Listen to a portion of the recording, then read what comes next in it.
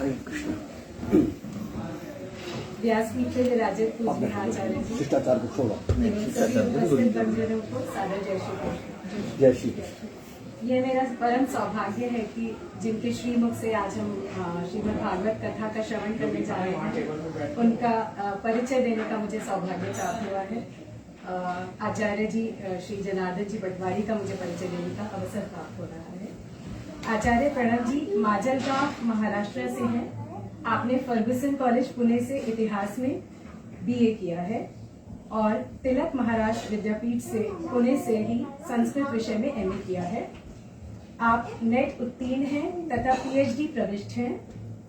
आपने 12 वर्ष की आयु में परम पूजनीय स्वामी गोविंद देव गिरि जी महाराज से दीक्षा प्राप्त की।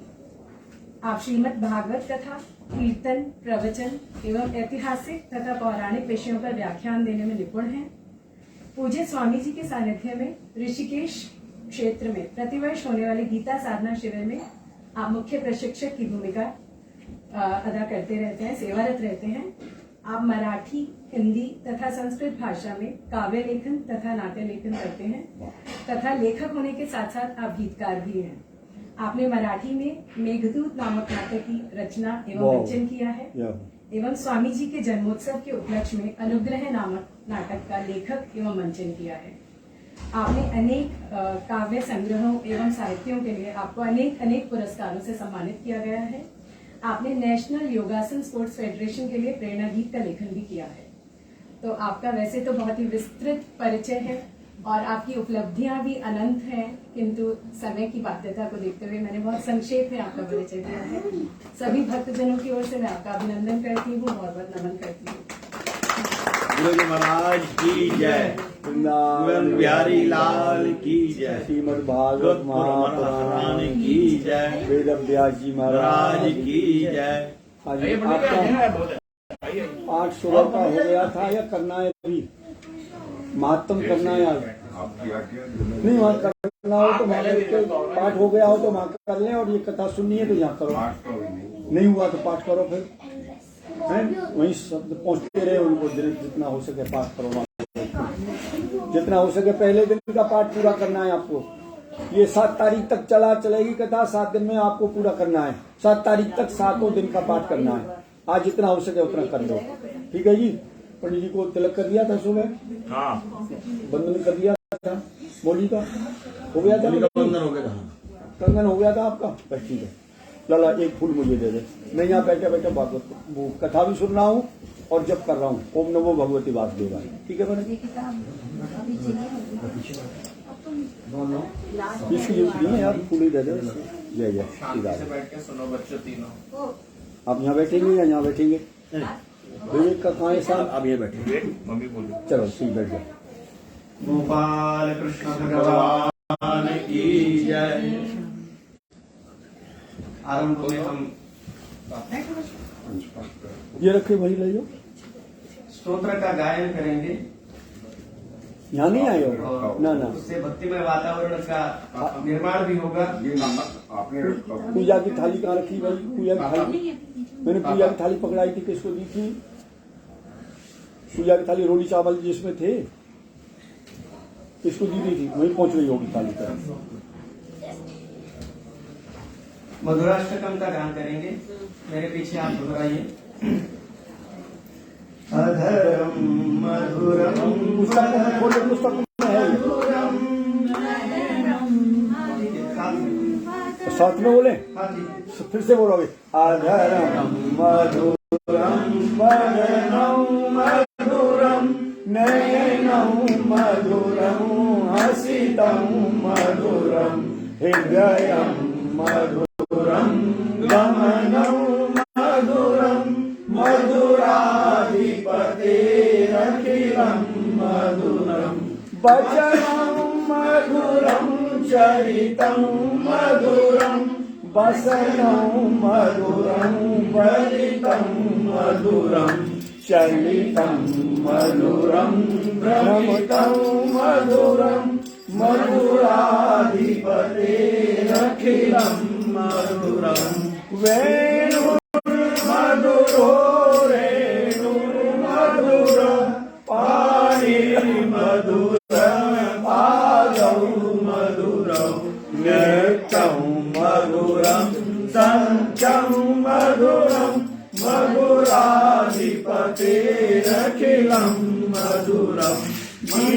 रसितं मधुरं पीतं मधुरं भोक्तं मधुरं सोक्तं मधुरं रूपं मधुरं तिलकं मधुरं मधुराधिपतेरखिलं मधुरं कर्णं मधुरं तरणं मधुरं हरणं मधुरं स्मरणं मधुरं वमितं मधुरं शमितं मधुरं मधुराधिपतेरखिलं मधुरं गुञ्जा मधुरा माला मधुरा यमुना मधुरा वीची मधुरा सलिलं मधुरं कमलं मधुरं मधुराधिपतेरखिलं मधुरं गोपी मधुरा लीला मधुरा युक्तं मधुरं भूतं मधुरं श्रेष्ठं मधुरं श्रेष्ठं मधुरं मधुराधिपतेरखिलं मधुरं गोपा मधुरा गावो मधुरा यमुना मधुरा मधुरा दलितं मधुरं फलितं मधुरं मधुराधिपतेरखिलं मधुरम् आधरं मधुरं वदनं मधुरं नयनं मधुरं हसितं मधुरं मधुरं मधुरं मधुरं मधुराधिपतेरखिलं मधुरं मधुराधिपतेरखिलं मधुरं मधुराधिपतेरखिलं मधुरं गोपाल कृष्ण भगवान की जय ज्ञानेश्वर भगवान की जय वेदव्यास भगवान की जय श्री शुकदेव भगवान की जय महर्षि वाल्मीकि भगवान की जय गंगा माता की जय गौ माता की जय भारत माता की जय सब संतन तन की जय आर्य सनातन वैदिक हिंदू धर्म की जय हो नमः पार्वती पार्वती हर हर हर महादेव जय जय श्री राधे राम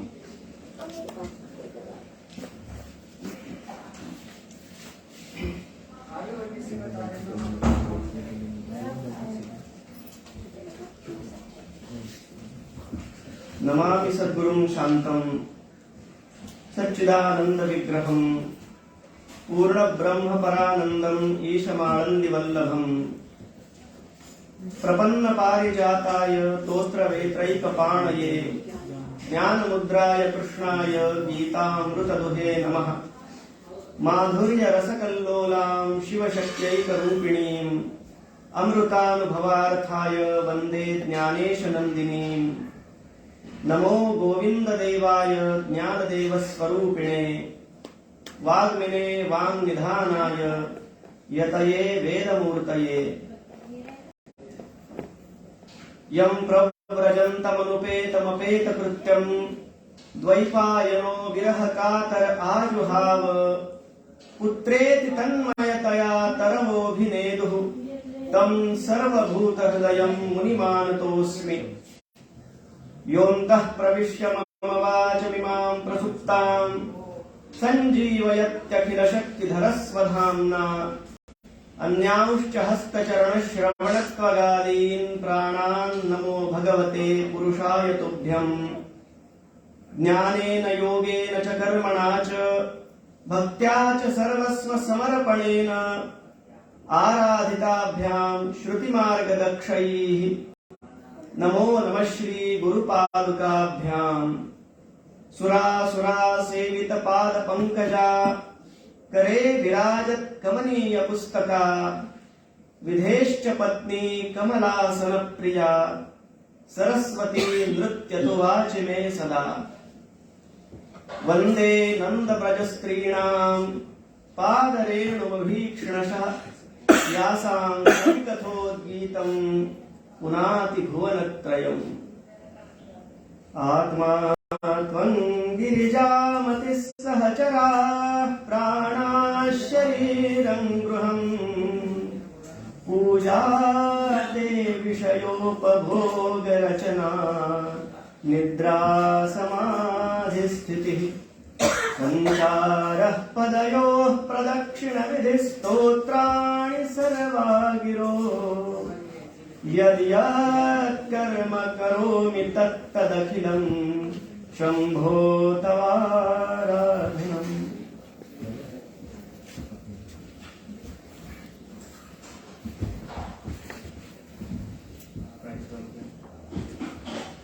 आज अत्यंत मंगल अवसर है। हम भगवान की इस दिव्य कथा का आरंभ आज कर रहे हैं।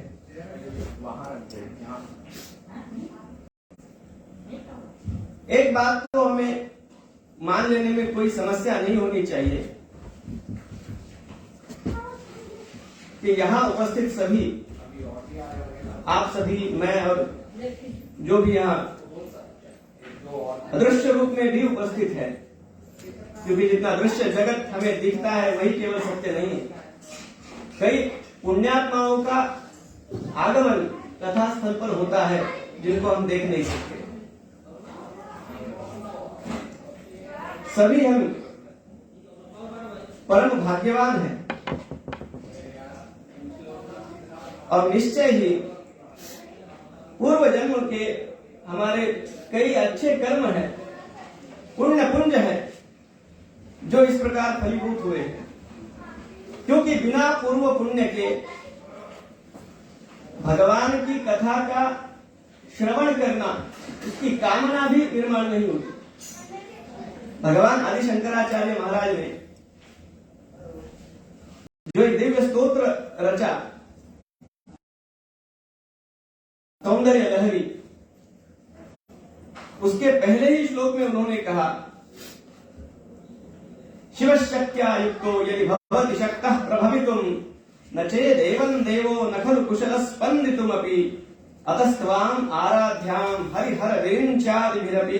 कुछ न कुछ पुण्य किया हो नहीं हो, हे माँ, वो आपका स्तवन करने के लिए भी या आपको प्रणाम करने के लिए भी समर्थ कैसे हो सकता है? उन्हें प्रणाम करने की भी इच्छा होने के लिए कुछ न कुछ पुण्य होना आवश्यक है। और वैसे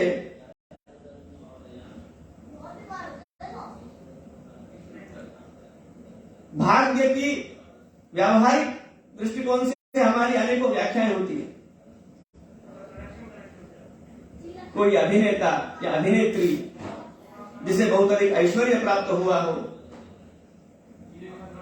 प्रख्यात हो, उसको भी हम भाग्यवान कहते हैं।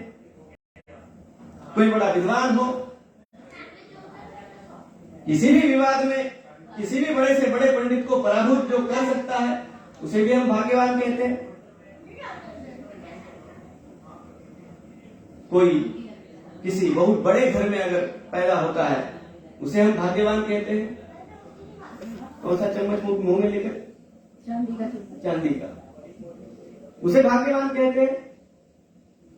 हमारी तो भाग्यवान होने की अनेकों व्याख्याएं हैं। भगवान स्वयं भाग्यवान किसे कहते हैं, आगे कथा में हम देखेंगे। जब गोपियां भगवान के पास आती हैं, भगवान के शब्द है, पहला संबोधन जो भगवान ने प्रयुक्त किया, स्वागतम वो महाभागा नमो भाग्यवती ते धन्या भुवि परमार्थ निश्चिते हा शेषास्तु भ्रम निलये परिभ्रमंती। भगवान आदि शंकराचार्य महाराज ने भी धन्य कौन है, विशेषता है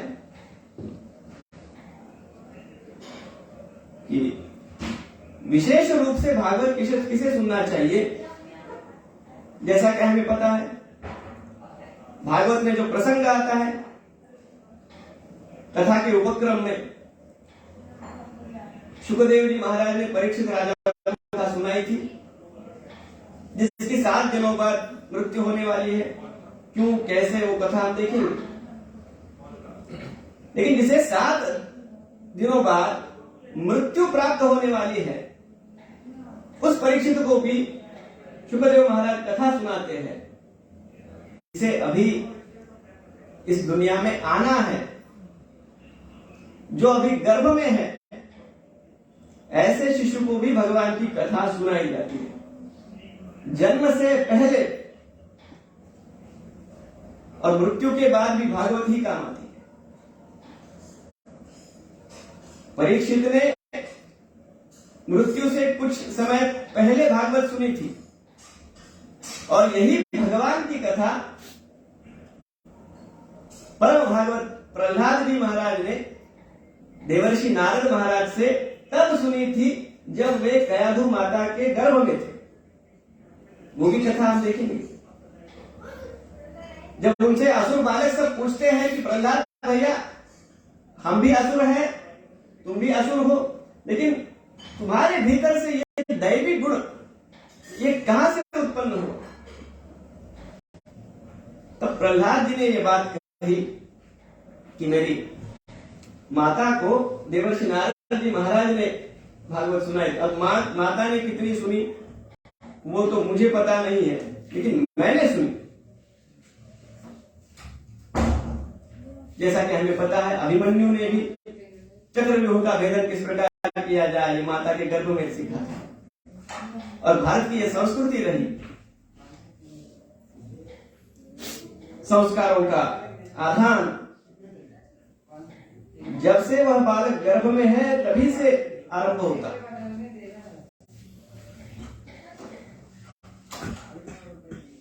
और वैसे देखा जाए तो श्रीमद् भागवत जैसे ग्रंथों के बारे में या कथाओं के और प्रवचनों के बारे में जो धारणा है सबकी,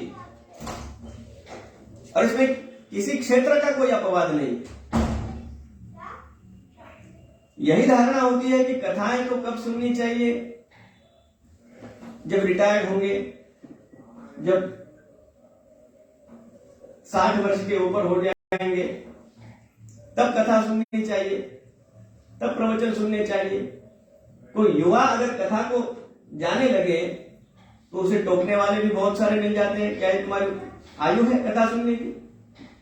प्रहलाद जी की बात बतलाता, उन्होंने कहा कौमार आचरेत प्राज्ञ धर्मान भागवतानि। आपको अगर जन्म और मृत्यु के चक्र से छूटने की यह विद्या सीखनी है तो ये तभी सीखनी है जब आपका ये शरीर रूपी यंत्र आपके साथ है, आपकी सुनता है। जब बैठा भी नहीं जाता, जब सुनाई भी नहीं देता, जब ठीक से दिखता भी नहीं, उसके आगे अगर हम इस शास्त्र की ओर बढ़ेंगे बढ़िया बात है, कम से कम तब तो ये सुने।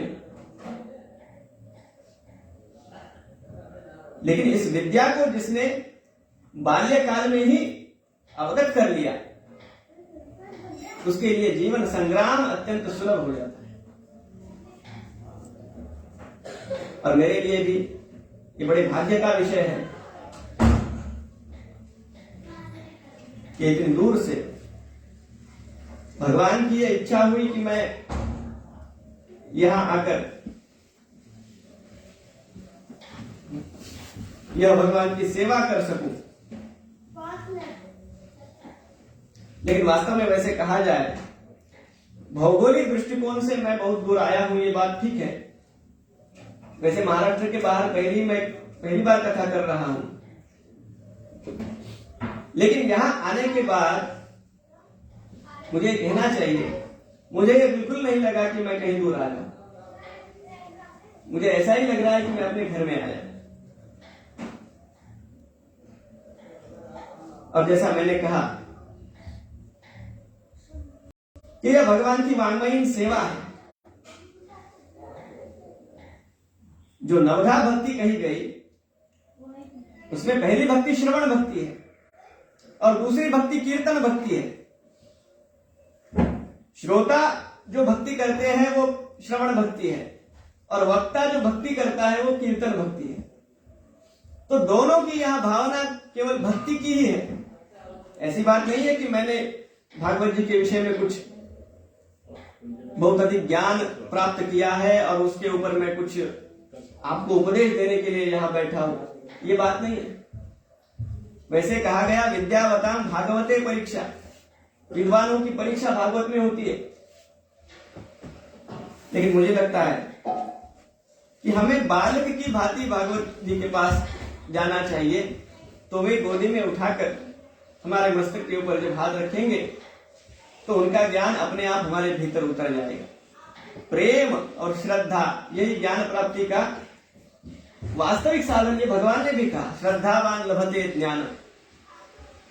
इसलिए उसी श्रद्धा के साथ हम श्रीमद् भागवत जी का चिंतन करेंगे। किसी भी ग्रंथ का जब आरंभ किया जाता है तो हमारी परंपरा यह रही कि पहले उस ग्रंथ के महात्म्य को हमें जानना चाहिए। जो हम सुन रहे हैं, कई बार ऐसा होता है कि किसी वस्तु का, किसी विषय का, किसी ग्रंथ का महत्व हम इसलिए नहीं समझ पाते क्योंकि हमारा उससे अत्यधिक परिचय होता है। अब परिचय एक अलग बात है और उसका ज्ञान होना अलग बात है। भागवत का नाम हमने इतना सुना, इतनी कथाएं होती रहती हैं, इसलिए अपने आप अपने मन के भीतर एक अवज्ञा का भाव निर्माण होता है, जानबूझकर नहीं। लेकिन बहुत अधिक जिज्ञासा उस विषय में नहीं रहती। कोई अगर पाश्चात्य विद्वान जो इस विषय का जिज्ञासु है, वो अगर इस हमारी वेदांत की बातें, हमारी भागवत की बातें पहली बार सुनता है तो उसके मन में जिस प्रकार की जिज्ञासा निर्माण होती है और दौड़ता हुआ वो भारत में आता है और ये सारा ज्ञान अर्जित करने के लिए प्रयास करता है, ऐसे कई उदाहरण है। पाश्चात्य विद्वानों ने भारत में आकर इन शास्त्रों का अध्ययन किया, लेकिन उस प्रकार की जिज्ञासा, उस प्रकार का कुतूहल हमारे मन में केवल इसलिए नहीं जग पाता कई बार क्योंकि अत्यधिक परिचय है। ज्ञानेश्वर महाराज ने, अभी इन 7 दिनों में ज्ञानेश्वर महाराज का स्मरण तो बहुत बार होगा, उनके दृष्टांत इतने बढ़िया होते हैं। मूल जो मराठी ओवी है उसे छोड़ दीजिए। महाराज कहते हैं जिस प्रकार कमल का फूल और मेंढक, इन दोनों का रहने का स्थान एक ही है, दोनों कीचड़ में रहते हैं।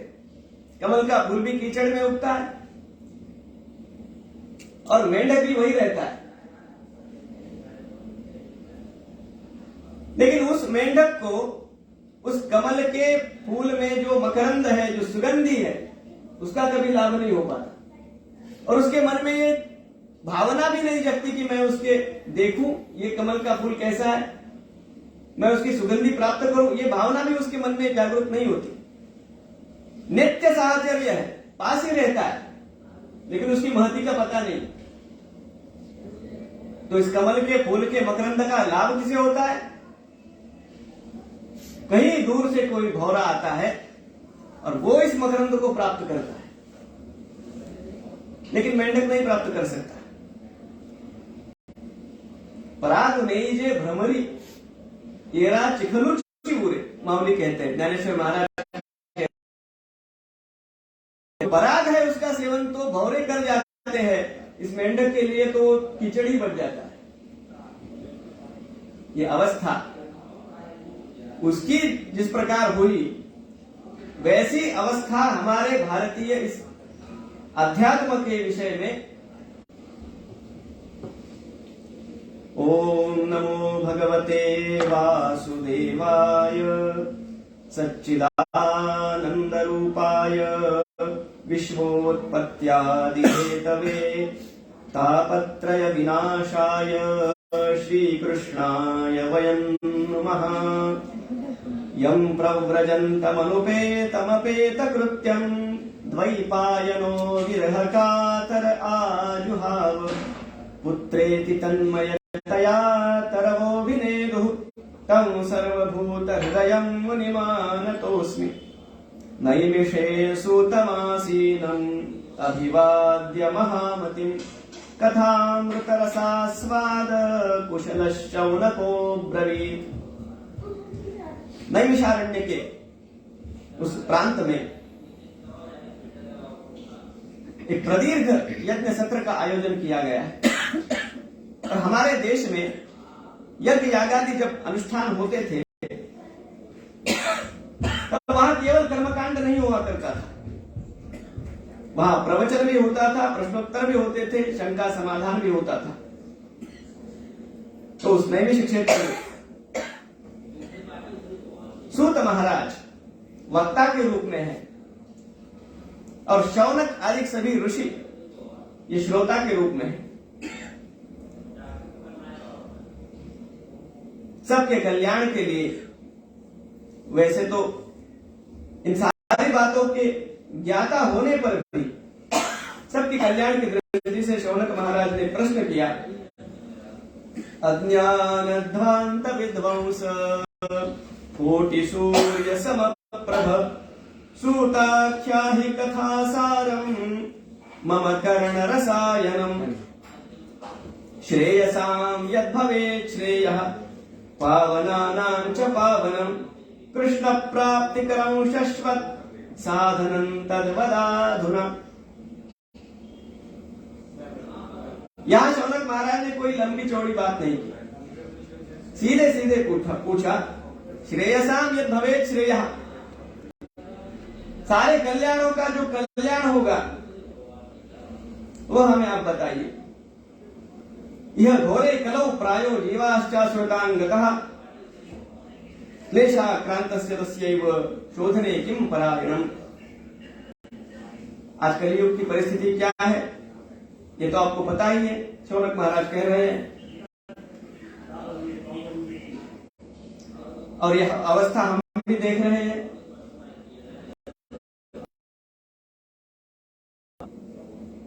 जिस गति से पूरा ये तंत्र ज्ञान आगे बढ़ रहा है, सुविधाएं बढ़ रही है और सामर्थ्य कम होता जा रहा है।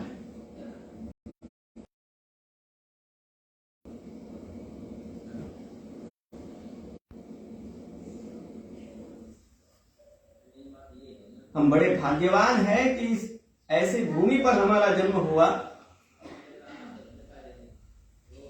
जहां इस असमाधान का मूल क्या है? मृत्यु का भय सबसे बड़ा भय, अपने अस्तित्व को खोना।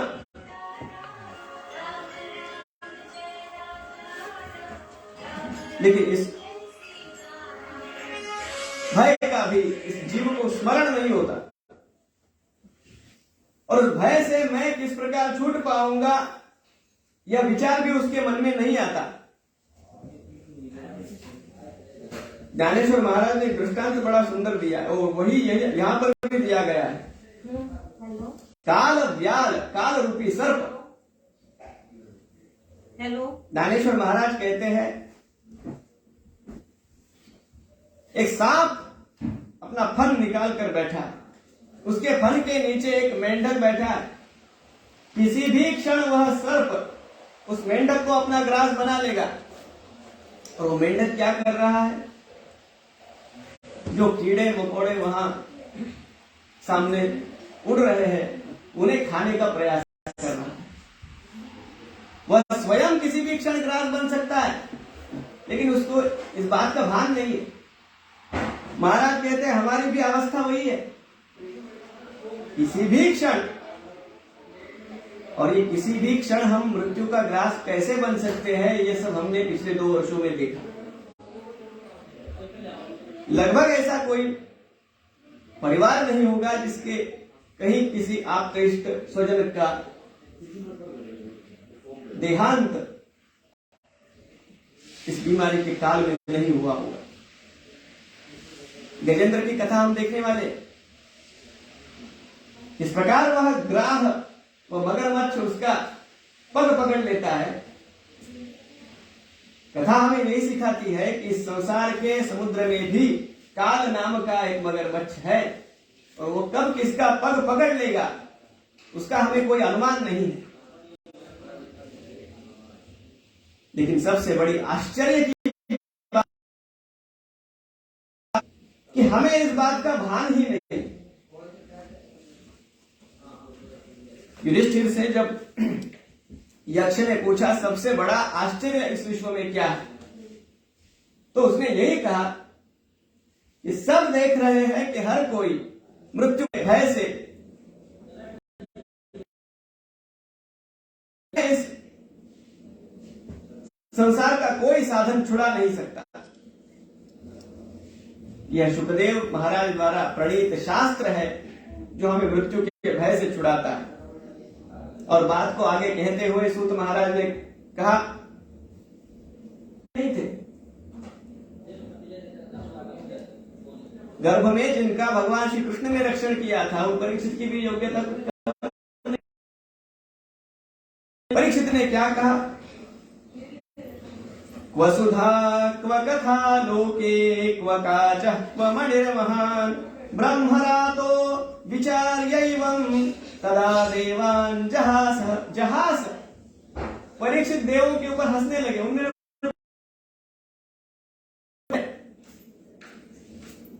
ब्रह्मा जी भी अमर नहीं है, वास्तविकता तो यह है। उनकी आयु बड़ी लंबी है, ब्रह्मा जी की तो आयु का हम अनुमान भी नहीं लगा सकते। इतनी लंबी है कि हम अनुमान नहीं कर सकते, इसलिए हम उन्हें अमर कहते हैं। अगर इसी तर्क से सोचा जाए तो किसी मच्छर के लिए हम भी ब्रह्मा ही है। ब्रह्मा जी भी परीक्षित महाराज ये जानते हैं कि सबको एक ना एक दिन उस काल का ग्रास बनना ही होगा। इसलिए उसने उस अमृत को स्वीकार नहीं किया जो मृत्यु के भय से कुछ समय के लिए मुक्त करता है। परीक्षित ने उस अमृत को चुना जो जन्म और मृत्यु दोनों से मुक्त करता है। केवल मृत्यु से हम मुक्त नहीं हो सकते, केवल दुख से हम मुक्त नहीं हो सकते।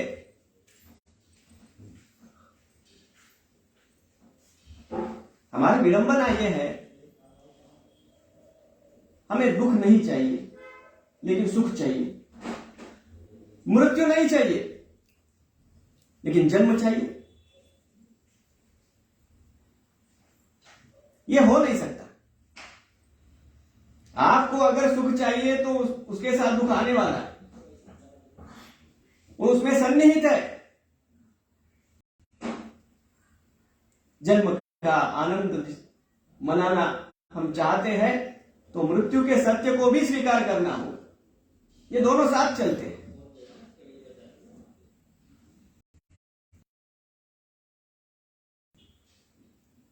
जो इन दोनों बातों से परे हो गया,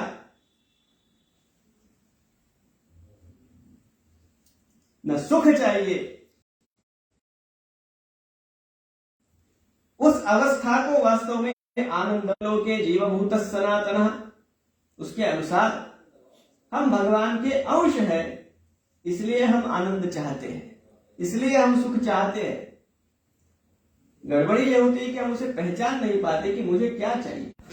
कि एक बार सनक, सनंदन, सनातन और सनत कुमार, ये जो 4 मुनि कुमार है, उनसे जब देवर्षि नारद जी बद्रिकाश्रम क्षेत्र में मिले थे, तब उन्हें भी इन 4 कुमारों ने इसी श्रीमद् भागवत का महात्म्य बताया था। तो और जगह, और उन्होंने पूछा इस नारद जी महाराज को ऐसी कौन सी समस्या आई कि उसके समाधान के लिए वे बद्रिकाश्रम गए। और वहां उन 4 कुमारों के साथ उनका मिलना हुआ, ये पूरी बात हमें सुनाइए। और ऐसी सारी कलयुग की दुर्वस्था को देखकर चिंतित जी महाराज विचरण करते हुए भगवान के दिव्य धाम में वृंदावन में पधारे। कुछ उनके मन को शांति मिली, लेकिन एक अद्भुत दृश्य उन्होंने वहां देखा। उन्होंने देखा दर्शनं तव लोकस्य, उसने नारद जी महाराज को पुकारा और अपना दुख वो उन्हें सुनाना चाहती थी। ये पूरा प्रसंग देवर्षि नारद सनत कुमारों को सुना रहे हैं। अहम भक्ति रीति ख्याता, अब ये बड़ी विचित्र बात थी। मां युवती है और दोनों पुत्र वृद्ध है।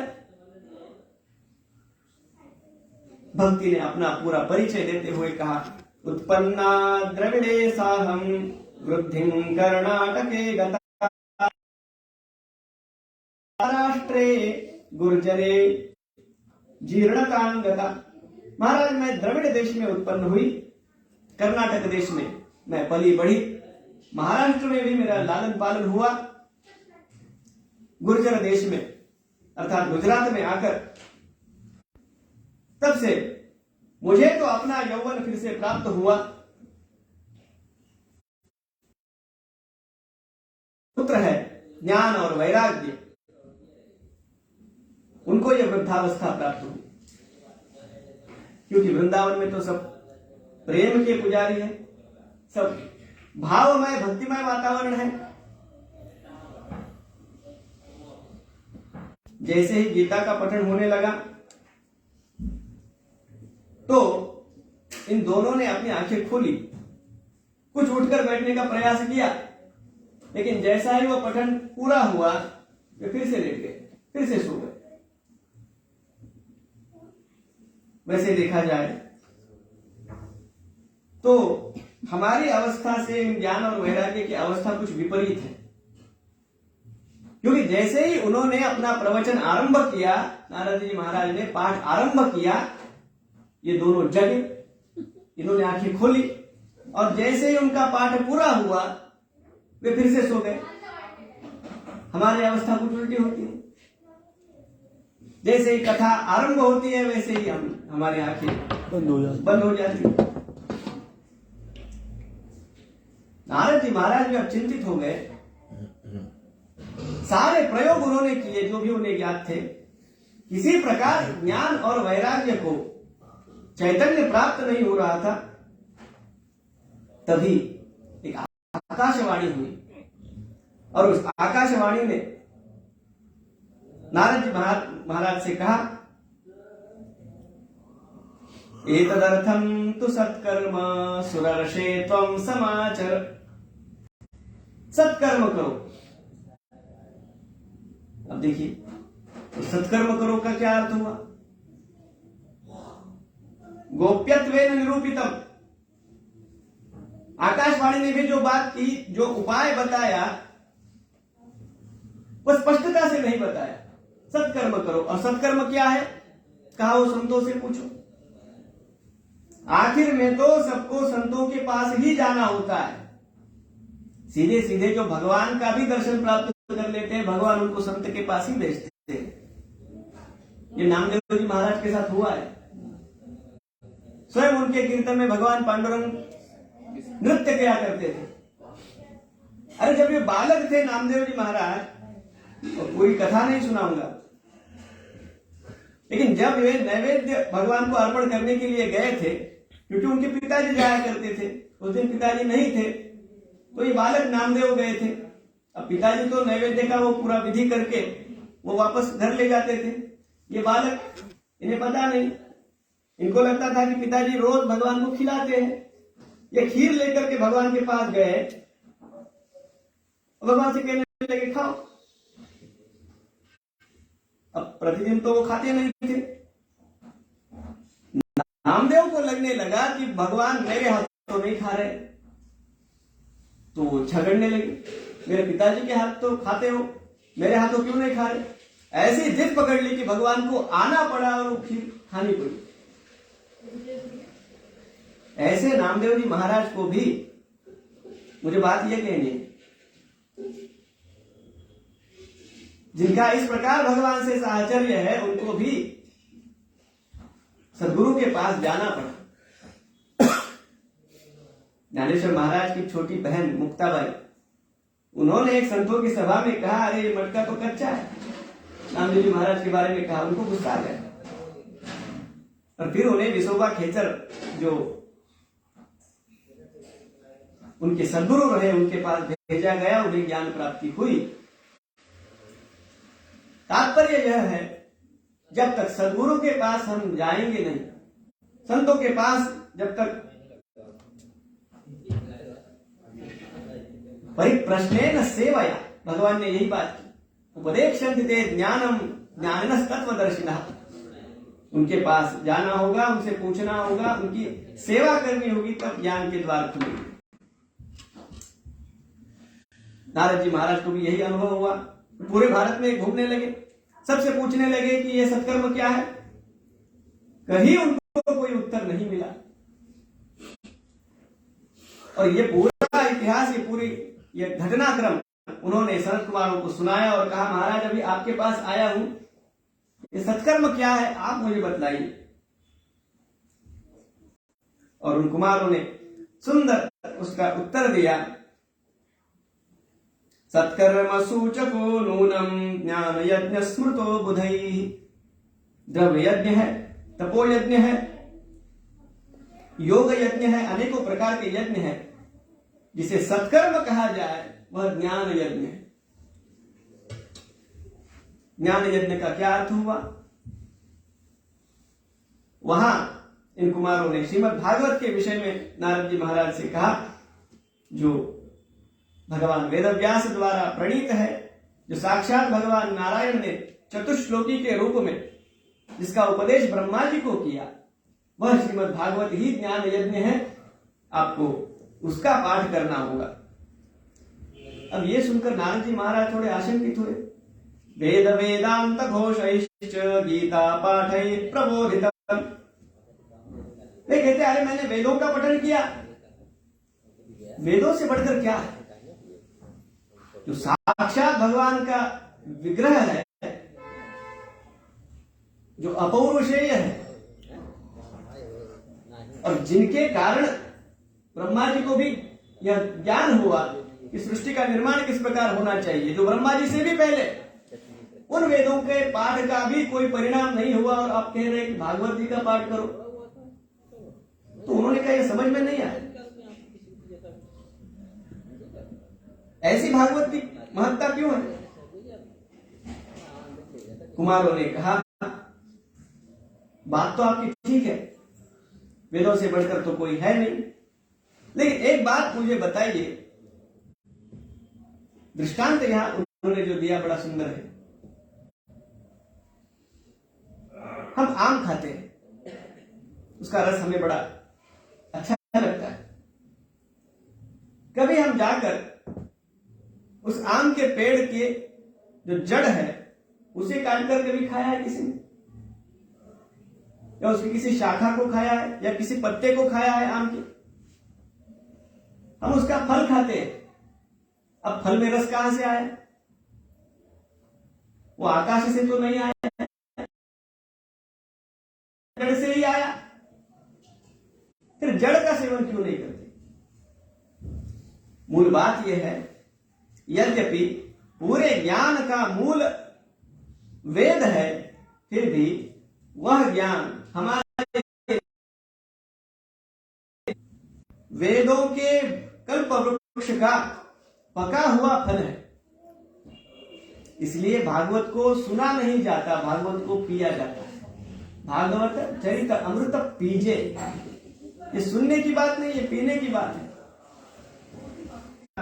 ये जैसे ही पता चला, भृगुर वसिष्ठश्च वनश्च गौतमो मेधातिथिर्देवल देवरातौ रामस्तथा गाधिसुतश्च शाकलो मृकंड पुत्रा त्रिज पिप्पलादा, सभी ऋषि मुनि, सभी यक्ष गंधर्व, सभी देवता जहां वे कथा करने वाले थे, हरिद्वार के पास उस क्षेत्र में आ पहुंचे।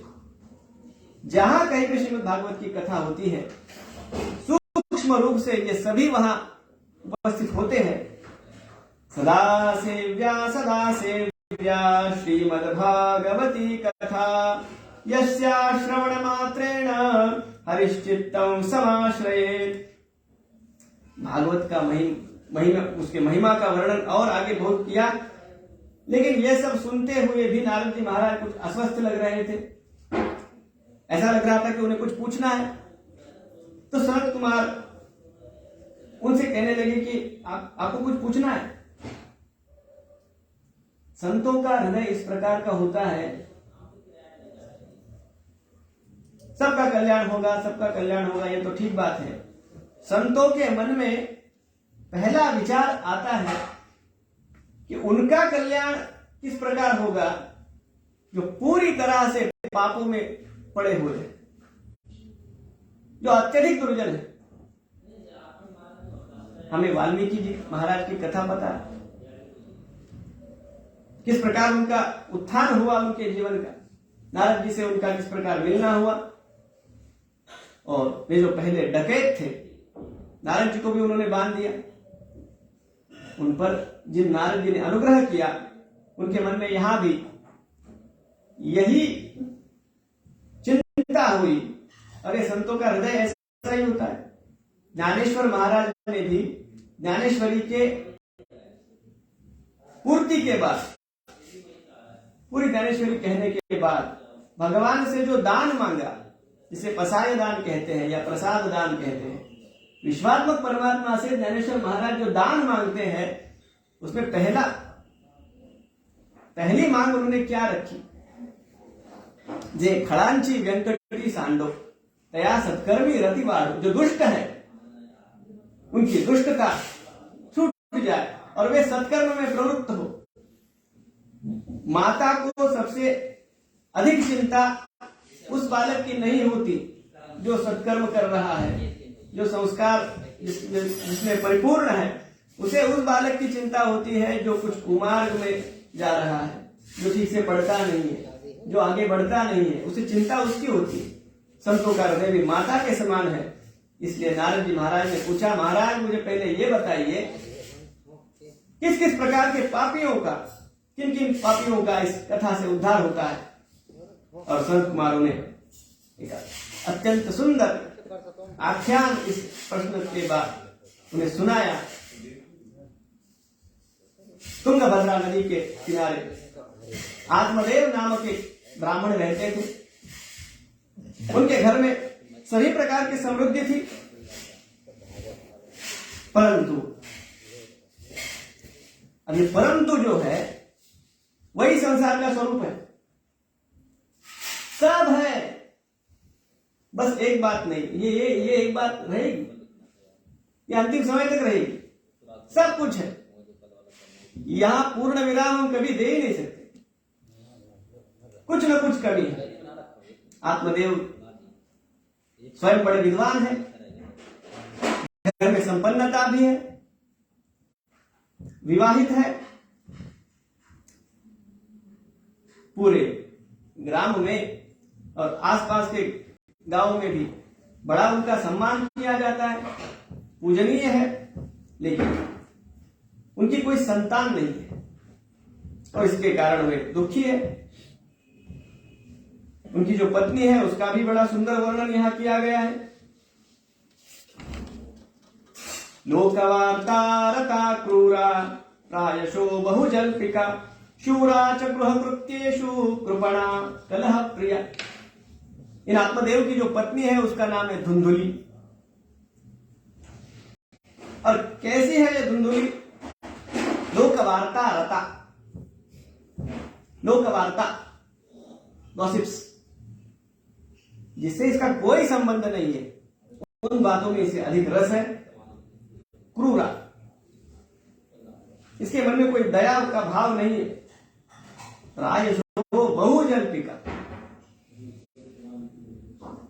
जब बोलने लगती है तो इतनी बोलती है।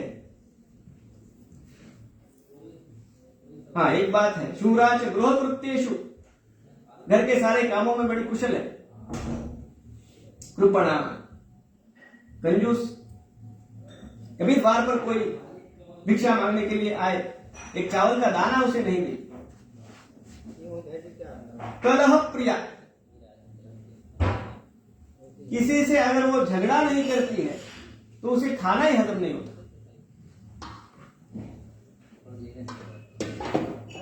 और इतने सारे दुर्गुण इस धुंधुली के गिनाने के बाद जो श्लोक आता है उससे मुझे बड़ा आश्चर्य होता है। यह आत्मदेव तो हमने जाना किस प्रकार के विद्वान हैं, कैसा उनका सब सम्मान करते हैं। हमने ये भी देखा कि ये धुंधुली किस प्रकार की है, तो कैसा उनका संसार होगा, कैसा गृहस्थाश्रम होगा, हम कल्पना करने लगते हैं। तभी जो श्लोक आता है, एवं निवसतो प्रेमणा दंपत्यो रममाणयो, निवसतो प्रेमणा, अरे बड़े प्रेम से उनका गृहस्थाश्रम चल रहा है। दंपत्यो हो रममाणयो हो, दोनों उस गृहस्थाश्रम में, ये कैसे संभव है? मैं कभी कभी सोचता हूं, हैरान हो जाता हूं। अरे ऐसे विप्र है, ऐसे विद्वान है, और ये कृपणा, कलह प्रिया, क्रूरा, बहुजल्पिका, लोकवार्ता, इस प्रकार की ये धुंधुली है, ये प्रेम से कैसे निवास करते होंगे? जो वाक्य यहां लिखा है ना हॉल में, वो इसका उत्तर है। मौन सर्वोत्तम है। चलो जो भी हो, ये मैंने निष्कर्ष निकाला, ऐसा होगा, यहां लिखा नहीं है। आत्मदेव को चिंता केवल इस बात की है कि उनकी कोई संतान नहीं है। कई अनुष्ठान भी उन्होंने किए, सभी बातों को वो जानते थे, उपाय भी उन्होंने किए, लेकिन कोई लाभ नहीं हुआ। तो एक दिन निराश होकर नदी के किनारे जब वे बैठे थे, एक साधु वहां आए। हमारा पुण्य अगर बलवान हो तो कहीं से न कहीं से, किसी के न किसी के माध्यम से हमें मार्गदर्शन अवश्य मिलता है। कथमोरोदिश विप्रत्वं काते चिंता बलीयसी वदत्वं सत्परम मह्यम स्वस्य दुःखस्य कारणम। स्वयं आकर उन्होंने, महाराज आप ऐसे दुखी क्यों बैठे, पूछा। क्योंकि यही तो साधु का लक्षण है, किसी का दुख उनसे देखा नहीं जाता। तो आत्मदेव अपना दुख उन्हें सुना रहे थे। महाराज क्या कहूं, मेरी तो कोई संतान है नहीं, जो पेड़ मेरे आंगन में है उनके भी कोई फल नहीं लगते, जिस गोमाता की मैं सेवा करता हूं वह भी बांझ है। मैं बड़ा चिंतित हूं। गृहस्थाश्रम का साफल्य तो संतान की प्राप्ति में है, यह मैंने सुना, यह मैं लोगों से कहता भी हूं, लेकिन अपनी मुझे कोई संतान नहीं है। ये साधु उन्हें निहार रहे थे। कुछ देर स्तब्ध होकर उन्होंने कहा कि हे ब्राह्मण, मैंने आपकी भाग्य रेखा को देखा, लेकिन सत्य मैं आपसे कहना चाहता हूं, कहना मेरा कर्तव्य है। इस जन्म में क्या, अगले 7 जन्मों में पुत्रो नैवच नैवच, आपकी कोई संतान नहीं होगी। यही आपका भाग्य है, जो आपके पूर्व जन्म के कर्मों से बना है। और वास्तव में यही सत्य है। हम जिसे भाग्य कहते हैं वो कोई ऐसी बात नहीं है कि लकी ड्रॉ हुआ ब्रह्मलोक में, या चित्रगुप्त ने कुछ चिट्ठियां निकाली और किसी को गुड लक दे दिया, किसी को बैड लक। ये जो भाग्य बना है वो हमारे पूर्व कर्मों के कारण बना है।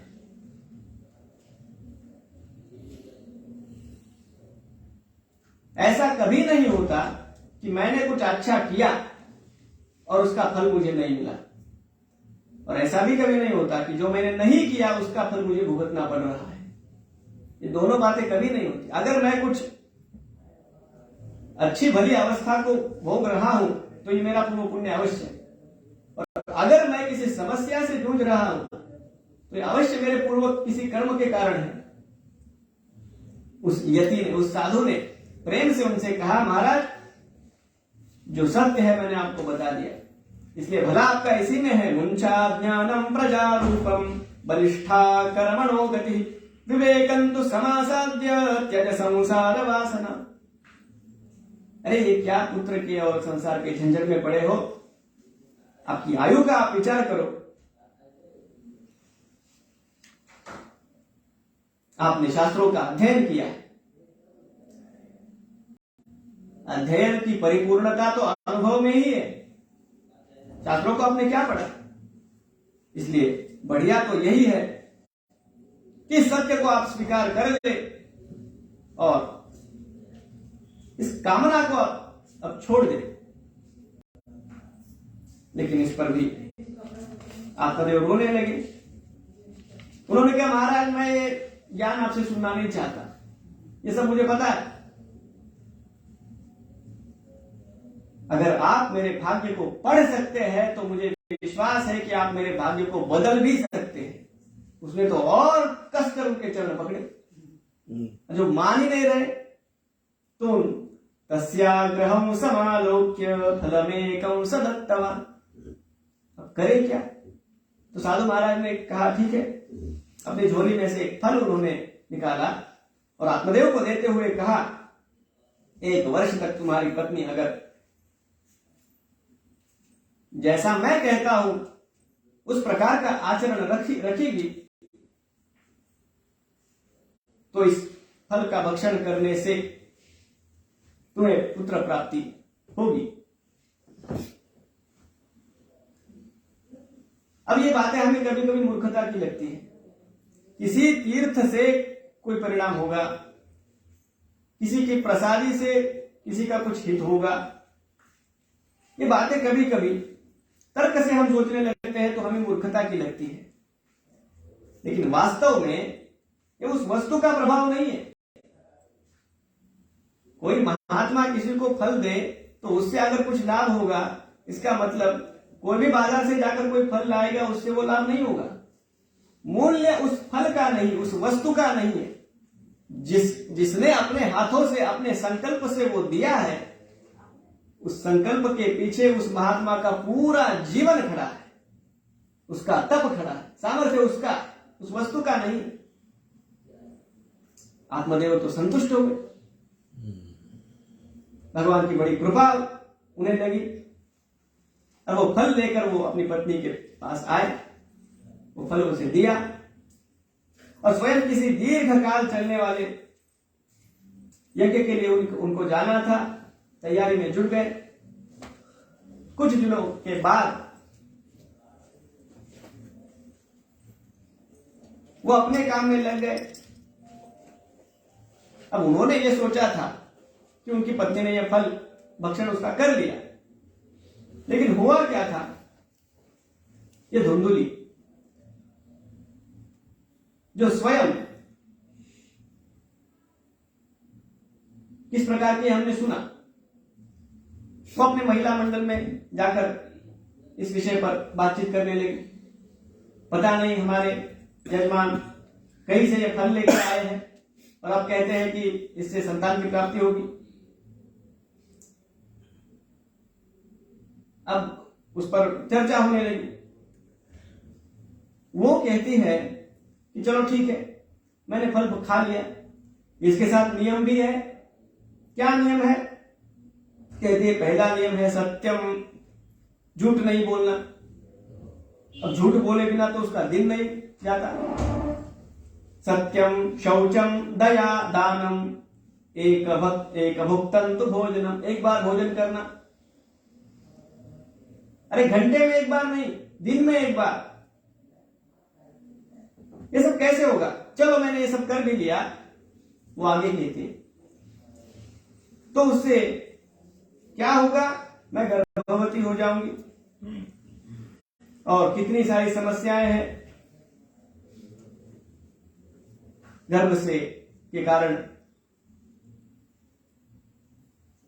आज की भाषा में कहूं तो मेरी फिगर बिगड़ जाएगी। ये यहां लिखा है गर्भेणोदर वृद्धिता, मैं अच्छी नहीं लगूंगी और उस गर्भ के वो बोझ मैं किस प्रकार ढोऊंगी, प्रसूति में कितनी सारी यातनाएं मुझे सहन करनी होगी। अनेकों बातें उसने इस प्रकार की अनर्गल प्रलाप किया। किसी वृद्ध महिला ने उसे रोका, इस बात को सुनकर रोका। वो कहती है बंध्या वा विधवा नारी सुखिनी चेति में मन। ये किसलिए झंझट चाहिए संतान की? जो बांझ है या जो विधवा है वास्तव में मुझे लगता है वही सुखी है। ये जैसे ही सुना तो किसी ने उसे चुप करा दिया, अरे तुझे नहीं खाना है तो मत खा, ऐसी बातें मत। हमारी संस्कृति में कुछ बातें इतनी बढ़िया है, कभी अमंगल बात नहीं करनी चाहिए। और जो अच्छी बातें मराठी में कहते हैं काशी सजावे नित्य बदावे। मैं काशी जाऊंगा, कब जाऊंगा पता नहीं, लेकिन जाऊंगा ये कहना चाहिए, मैं जाऊंगा। मंगल बातें करती रहनी चाहिए, अमंगल बातों को कभी। इसलिए कोई दुकानदार भी जब दुकान को ऐसा नहीं कहता कि मैं बंद करके आया, वो कहता है बढ़ाई मैंने। ये कभी अमंगल शब्दों का प्रयोग नहीं करना। तो अब करे क्या इस फल का? किसी उसकी चतुर सखी ने ये कहा, एक काम करो, तुम ये गोमाता को खिला दो तो फेंकने का पाप भी नहीं लगेगा और तुम्हें खाना भी नहीं पड़ेगा, क्योंकि इसकी अवस्था ऐसी है, पूरी तरह से अश्रद्ध भी नहीं है और पूरी तरह से श्रद्धावान भी नहीं है। अगर पूरी तरह से अश्रद्ध होती तो फल को फेंक देती, लेकिन डर तो उसका भी उसे लगता है, पता नहीं किस महात्मा ने दिया है, किस मंत्र का प्रयोग इस पर किया है, मैंने फेंक दिया, मेरा कुछ हुआ तो मैं क्या करूं। तो अब उसकी समस्या ये थी कि ठीक है मैं गोमाता को खिला दूंगी, लेकिन पति जब पूछेंगे, क्योंकि उनकी श्रद्धा तो बड़ी प्रबल है कि फल तुमने भक्षण किया तो परिणाम तो उसका आना ही चाहिए, तब मैं क्या करूंगी। उसकी एक छोटी बहन आई थी, उसने इस समस्या का हल बताया। उसने कहा देखो तुम्हारे यहां इतनी संपदा है लेकिन संतान नहीं है, हमारे यहां खाने को अन्न नहीं है लेकिन मेरे बहुत सारे बालक हैं और फिर से मैं अब गर्भवती हूं। तो एक बात करते हैं कि तुम अगर मेरे पति को कुछ धन दे सको तो मैं अपनी होने वाली संतान तुम्हें देती हूं। ये आइडिया उसे बड़ा अच्छा लगा। आत्मदेव तो बहुत दिनों के लिए वहां नहीं थे और उसने कहा कि ठीक है चलो, जब आएंगे भी, जब मैं अपना बालक तुम्हें दूंगी, तुम कहना कि इस बालक मैं इसे दूध नहीं पिला पा रही हूं, वो मुझे दूध कम आ रहा है, इसलिए मैंने अपनी बहन को यहां बुला कर रखा है। बहुत पूरी उसने योजना बनाई। ये टीवी सीरियल रोज देखती होगी, इसलिए इतनी आइडिया उसको आती है। इन दो बहनों ने मिलकर पूरी योजना बनाई, फल उस गोमाता को खिला दिया, उसने अपना बालक अपनी उस बड़ी बहन को दे दिया। और विलक्षण बात यह हुई, जिस गोमाता ने उस फल का भक्षण किया था उसने भी एक दिव्य बालक को जन्म दिया जो मनुष्याकृति था, लेकिन उसके कान गोमाता की तरह थे। आत्मदेव महाराज को जब ये बात पता चली कि उन्हें पुत्र की प्राप्ति हुई, हर्षोल्लास से उन्होंने उत्सव मनाया। उनके भी पुत्र हुए और उनकी गोमाता ने भी एक अद्भुत संतान को जन्म दिया। अब जब नामकरण का समय हुआ तो धुंधुली ने कहा नामकरण के विषय में तो आप कुछ बोलिए ही मत। आप अगर नाम रखेंगे तो कहीं विष्णु सहस्त्र नाम का कोई नाम निकालेंगे या शिव सहस्त्र नाम का कोई नाम निकालेंगे, कोई संस्कृत नाम रखेंगे, ऐसा मुझे नहीं चाहिए। तो कैसा नाम चाहिए? उसने कहा मेरे नाम से जो मैचिंग हो ऐसा नाम चाहिए। तो मेरा नाम धुंधुली है तो इसका नाम धुंधुकारी होगा। अब हमने सुना है एवं निवसतो प्रेमणा, उनका संसार प्रेम से जिस कारण चल रहा था वही आत्मदेव ने यहां भी किया, मौन रहे। धुंधुकारी, तो धुंधुकारी से उसका अर्थ क्या है उसने कहा पता नहीं, नाम साधन में तो है इसलिए नाम रख दिया। आत्मदेव ने गौ माता के बालक का बड़ा सुंदर नाम रखा गोकर्ण। ये दोनों बालक जैसे जैसे बढ़ रहे थे तो उनके जो स्वाभाविक गुण है वो प्रकट होने लगे। गोकर्णम गोकर्ण पंडितो ज्ञानी धुंधुकारी महाखलः। वर्णन करने का समय नहीं, लेकिन ये धुंधुकारी, उसकी जो दुष्टता है बचपन से वो दिखने लगी। ये झगड़ालू है, किसी भी बालक को जाकर वो मारपीट करता था, छोटी छोटी वस्तुओं को चुराता था। तो ये आदतें उसकी बढ़ने लगी और जैसे ही आत्मदेव उसे कुछ उपदेश करने की सोचते या उस पर क्रोध करते तो ये धुंधुली बीच में आती।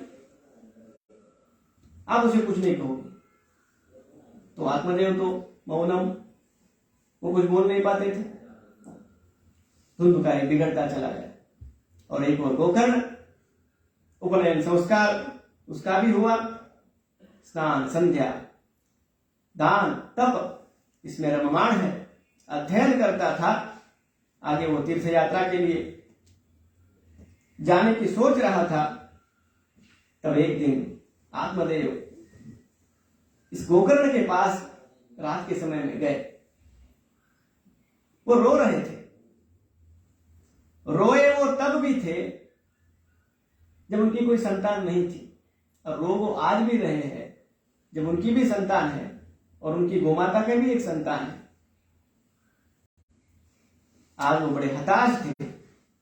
उन्होंने कहा बेटा तुम तो तीर्थ यात्रा के लिए चले जाओगे, लेकिन मेरी इस मनोवस्था का समाधान कुछ करके जाना।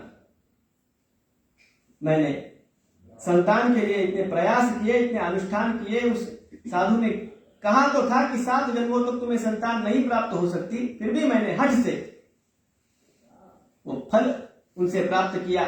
वास्तविकता यही है कि जो भाग्य में नहीं है वो हठ से हम पाने का कितना भी प्रयास करें उसका लाभ पूरा हमें नहीं मिलता। क्योंकि धुंधुकारी अब जैसे जैसे बढ़ता गया उसके पाप कर्म भी बढ़ते गए। अब वो बड़ी बड़ी चोरियां करने लगा, हिंसक हो गया।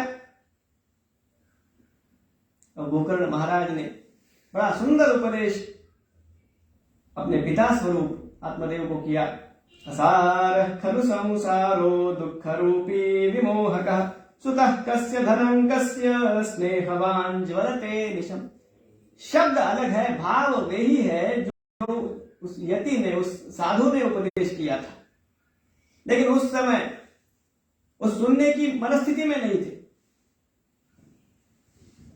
जब उस दुख का अनुभव किया, उस दुख को समीप से देखा, तब लगने लगा कि अब मुझे कुछ इसका उपाय सोचना होगा। अब गोकर्ण महाराज के एक एक शब्द को वो इस प्रकार सुन रहे हैं। ये सभी जीवों की अवस्था है।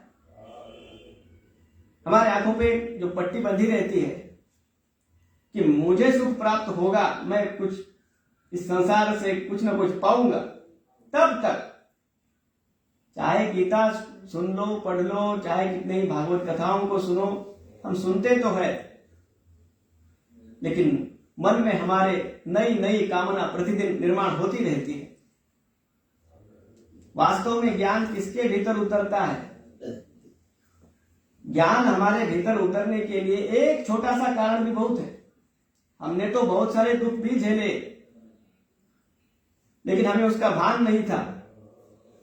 एक कोई सिद्धार्थ होता है जो किसी दिन किसी के मृत शरीर को देख लेता है तो जो सुख में पला बड़ा था वो राजकुमार रातों रात अपने महल को, अपनी नवपरिणीत पत्नी को, नवजात बालक को छोड़कर वन में चला जाता है और बुद्ध बनकर आता है। कोई दुख उन्होंने देखा नहीं था, लेकिन जब देखा तो इस प्रकार देखा कि मन में उसका उपाय मुझे ढूंढना, ये लगन निर्माण हुई। और यही बात गोकर्ण महाराज ने की। पश्यानिशम जगदिदं क्षणभंग निष्ठम देहे स्थिमांस रुधिरे विमतिं त्यजत्वं जाया सुतादिषु सदा ममतां विमुञ्च। पश्यानिशं जगदिदं क्षणभंग निष्ठम वैराग्य राग रसिको भव भक्ति निष्ठा। ये 2-3 श्लोक है केवल। भागवत में ऐसे कितने ही श्लोक हैं जिन 2 या 3 श्लोकों में पूरा परमार्थ का सार भर दिया गया। जाया सुतादिषु सदा ममतां विमुञ्च। गोकर्ण महाराज ने भी यह नहीं कहा कि पत्नी को छोड़ दो, घर को छोड़ दो, पुत्रों को छोड़ दो, हिमालय में चले जाओ। कहा ममतां त्यजत्वं विमुञ्च। उनमें जो आसक्ति है उसका त्याग करो। इदं क्षणभंग निष्ठम जगत पश्य। यह विश्व किस प्रकार क्षणभंगुर है। गोकर्ण महाराज कहते हैं अपने पिताजी से, आप देखिए, पश्य। हमें दिखता तो है, अनुभव होता, लेकिन हम अपनी ओर से देखते नहीं। हमें क्षणभंगुरता का पता नहीं, ऐसी बात नहीं है। किसी से कल हमारी फोन पर बात हुई थी, आज वो इस दुनिया में नहीं। ऐसे कितने अनुभव हमने किए। अरे अच्छे भले तो थे, ऐसा क्या हो गया।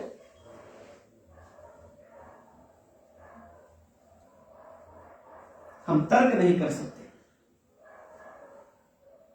हम देख रहे हैं जो फूल कल अभी 1 घंटे पहले सुगंधि दे रहा था, उसकी अब क्या अवस्था है। हम देख रहे हैं। हम जन्म देख रहे हैं, मृत्यु देख रहे हैं, सुख देख रहे हैं, दुख। वास्तव में हम ये कहते तो हैं कि हम देखते हैं, लेकिन बात यह है कि हम देख कर भी देखते नहीं। पश्यन्नपि न पश्यति, ये भगवान ने यही शब्द का प्रयोग किया। देख कर भी नहीं देखते। ये पश्य शब्द बड़ा यहां महत्वपूर्ण है। और जो ये देखता है और इसका विचार करता है, वैराग्य राग रसिको भव भक्ति निष्ठा। भागवत के अपने कुछ इतने सुंदर शब्द है। वैराग्य राग रसिको। वास्तव में वैराग्य शब्द हम जब सुनते हैं तो जो प्रतिमा, जो छवि हमारे सम्मुख खड़ी होती है वो ये है कि कोई दूर कहीं बैठा है और कोई स्मितहास्य भी उसके मुख पर नहीं है, उदास जैसा लगता है। हमें लगता है वो विरक्त है, तो उसे वैराग्य हुआ। यहां जो शब्द का इस प्रयोग हुआ, वैराग्य राग रसिको, वैराग्य के प्रेम से जो विभोर है। वैराग्य की भी अपनी एक मस्ती होती है, जो उसका रसिक है। कभी हम भगवान आदि शंकराचार्य जी महाराज की जीवन मुक्तानंद लहरी को पढ़े। ये जीवन मुक्त किस प्रकार का है। उन्होंने उसमें कहा ये जीवन मुक्त ये नहीं है वो कि कहीं दूर पर्वतों में घूमता है, लोगों में कहीं आता नहीं। अरे वो कहते हैं वो बालकों के साथ बालकों की तरह व्यवहार करता है, युवकों के साथ युवकों की बातें करता है, वृद्धों में जब बैठता है तो ज्ञान की चर्चा करता है। सारी बातें वो करता है।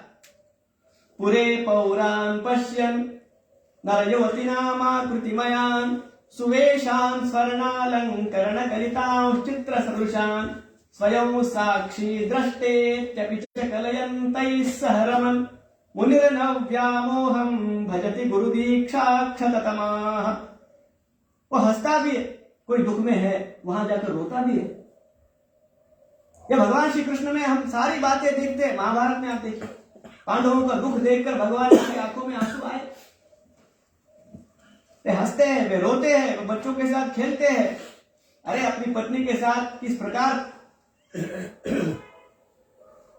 प्रणय की बातें वो करते हैं, एक पूरा अध्याय है उस पर सुखदेव जी महाराज का। सारे स्तरों पर उनका जीवन है, लेकिन कहीं भी वे चिपके हुए नहीं। इसीलिए शांत भाव से अपने पूरे कुल का संहार अपनी आंखों के सामने उन्होंने देखा, मन विचलित नहीं हो। गुरु दीक्षा अक्षत तमाहा मुनि व्यामोहन न भजते। पिताजी से गोकर्ण महाराज कहते, धर्मं भजस्व सततम त्यज लोक धर्मान सेवस्व साधु पुरुषान जहि काम तृष्णा। सज्जनों की संगति में रहिए। और आगे बड़ी महत्वपूर्ण बात कही, अन्यस्य दोष गुण चिंतन माशु मुक्त्वा। पिताजी गोकर्ण महाराज कहते हैं, किसी के दोषों का या गुणों का चिंतन मत करिए।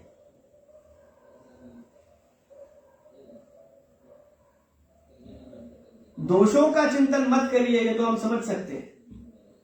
किसी के दोषों का हमें स्मरण होता है तो उसके विषय में तिरस्कार मन में निर्माण होता है, द्वेष निर्माण होता है। और ये बड़ी गहरी समस्या है। जिसके दोषों का हम स्मरण करते हैं उससे हमारा अत्यधिक लगाव होता है। जिससे हम द्वेष करते हैं पहले स्मरण उसका होता है। लेकिन यहां का दोषों का भी स्मरण मत करो, गुणों का भी मत करो।